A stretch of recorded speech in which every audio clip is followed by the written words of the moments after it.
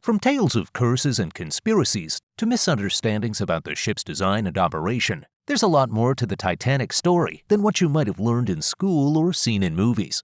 Let's dive to the wreck of the RMS Titanic and explore what really happened. Legend has it that the Titanic was cursed by an ancient Egyptian mummy. This tale is as captivating as it is false. The story likely originated from William Thomas Stead, a journalist and spiritualist who was on board the Titanic.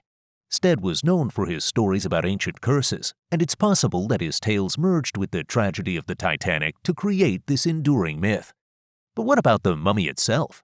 The unlucky mummy was actually a decorative coffin lid housed at the British Museum, and it never left its premises before 1990. So while the idea of a cursed mummy might add a touch of drama to the Titanic story, it's purely fictional. The myth grew because Stead had shared the cursed mummy story with fellow passengers, and after the ship's tragic sinking, his account was misinterpreted as evidence of an actual cursed mummy being on board. The legend suggests that the Titanic carried a relic known as the unlucky mummy in its cargo hold. This artifact, rumored to belong to an ancient priestess, was said to bring disaster and death to anyone who crossed its path. However, there's no record of it or any other Egyptian artifact on the Titanic's cargo manifest. The Titanic Historical Society confirmed this in 1985. Conspiracy theories often surround tragic events, and the Titanic is no exception. One theory suggests that J.P. Morgan, a wealthy financier who owned the International Mercantile Marine, deliberately sank the Titanic to eliminate several millionaires who opposed the creation of the Federal Reserve. This theory claims that Morgan had the ship sunk to kill off these opponents, including John Jacob Astor IV, Benjamin Guggenheim, and Isidor Straus. However, there's no evidence to support this claim. Morgan did cancel his ticket for the Titanic's maiden voyage due to illness, but there's no indication that he had any knowledge of the ship's fate or that he orchestrated its sinking. In fact, experts have thoroughly debunked this theory, pointing out that Morgan's interests and actions were not aligned with such a drastic and illegal act. Moreover, there's no evidence that Astor, Guggenheim, or Straus were opposed to the Federal Reserve. Astor and Guggenheim never spoke publicly on the subject, while Straus spoke in favor of the concept. All three men died during the sinking, but their deaths were simply tragic coincidences rather than part of a larger conspiracy. Many believe that the Titanic sank because it was trying to set a speed record. This myth likely arose from the ship's impressive size and speed capabilities. However, the Titanic's maximum speed was between 21 and 24 knots, which was not fast enough to set any records compared to other ships of the time. The Cunard liners, for example, could reach speeds of up to 26 knots. Moreover, not all of the Titanic's boilers were active at the time of the collision, and the route taken was not the most direct. The ship's speed was not a contributing factor to the disaster. It was simply traveling at a normal pace for its maiden voyage. A common myth is that there were no binoculars available for the lookouts in the crow's nest, which might have helped them spot the iceberg sooner. However, this is not entirely true. Binoculars were indeed on board the Titanic, but they were locked away and the key was not available. The second officer, David Blair, had taken the key with him when he left the ship at Southampton. Lookout Frederick Fleet testified that having binoculars might have allowed them to see the iceberg a bit sooner, potentially giving them enough time to avoid it. However, the binoculars were not accessible during the critical moments leading up to the collision. This oversight highlights the importance of preparedness and access to essential tools in emergency situations. One of the most poignant scenes from the Titanic story is the band playing "Nearer My God to Thee" as the ship sank. This image has been immortalized in films and books, but the truth is a bit more complicated. None of the band members survived to confirm what song they played, and different survivors reported different tunes. Some said it was indeed "Nearer My God to Thee," while others claimed it was "Song d'Automne," a popular waltz at the time. It's possible that the story of "Nearer My God to Thee" was repeated and became a sort of oral tradition among survivors and those who heard their accounts. The multiple versions of the hymn also make it difficult to pinpoint exactly what was played.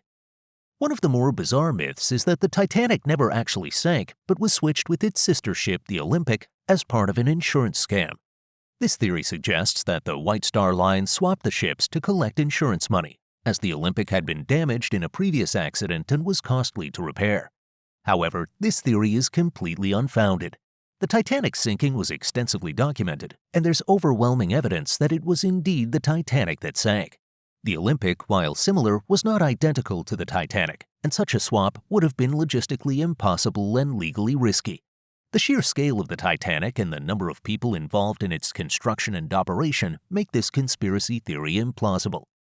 Experts have thoroughly debunked this theory, pointing out that switching the ships would have required altering thousands of details, from the ship's layout to the crew's uniforms. It would have been a monumental task with no real benefit, as the owners could have simply claimed insurance for damage rather than orchestrating such a complex and dangerous scheme. Imagine walking into a travel agency in 1912 and seeing an advertisement for the Titanic. You might expect to see bold claims about its unsinkability, but the truth is a bit more nuanced. The White Star Line did call the Titanic as practically unsinkable or designed to be unsinkable, but these claims were always qualified. It was more about the ship's advanced safety features than any guarantee of invincibility. In the aftermath of the disaster, the myth of the Titanic being unsinkable gained traction. Statements from company officials were taken out of context, and soon the idea that the ship was completely unsinkable became a sort of urban legend. However, the original advertisements and brochures show a more cautious approach to marketing the Titanic's safety. The Titanic's selling point was really its grandeur and luxury, not its safety. Most of the articles and advertisements focused on its size and accommodations, not on the details of its design.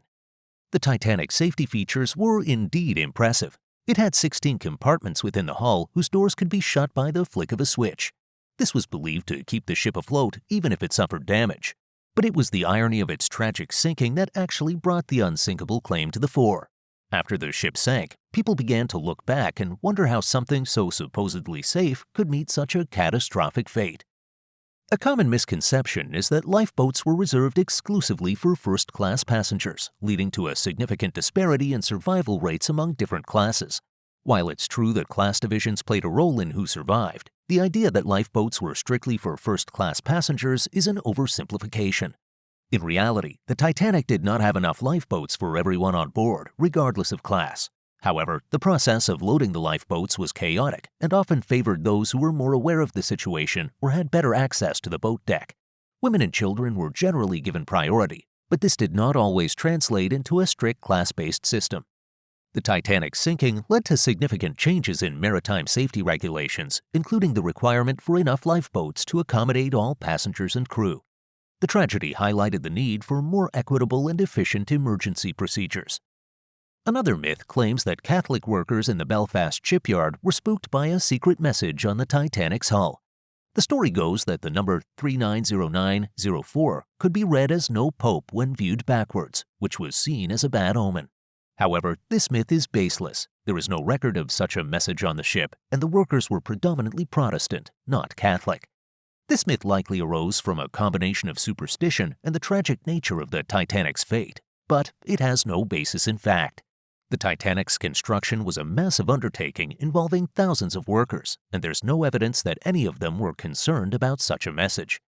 The myth might have been fueled by the desire to find supernatural explanations for the Titanic's sinking. However, the truth is much more straightforward. A combination of human error, design flaws, and bad luck led to the disaster. The Titanic story is filled with myths and misconceptions that have captivated the public imagination. Which one of these clarifications surprised you the most? Let us know in the comments below.